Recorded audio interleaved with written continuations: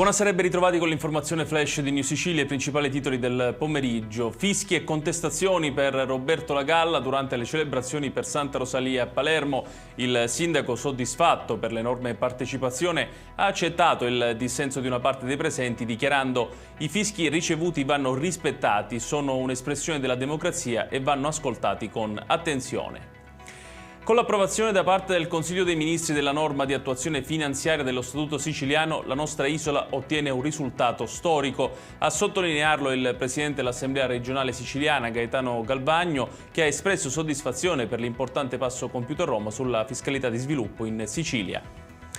Via la presentazione delle domande sulla piattaforma telematica dell'IRFIS per partecipare al bando promosso dalla Regione per il potenziamento dell'offerta turistica. L'iniziativa, finanziata con 135 milioni di euro di risorse del Fondo di Sviluppo e Coesione 21-27, è rivolta a tutte le imprese alberghiere ed extraalberghiere operanti in Sicilia.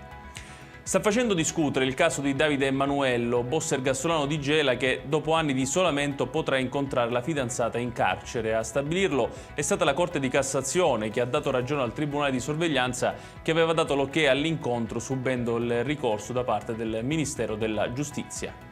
E chiudiamo con il meteo. Dopo una breve tregua nella giornata di domani il caldo riprenderà forza, con le temperature massime che torneranno ben oltre i 30 gradi in tutte le province siciliane. La più calda sarà Agrigento, dove il termometro sfiorerà i 40 gradi. La Protezione Civile segnala rischio incendi elevato in diverse aree dell'isola. Ed è tutto per questa edizione. Tutti i dettagli su queste notizie li trovate come sempre sul nostro sito www.newsicilia.it. Grazie per averci seguito e un buon proseguimento di serata.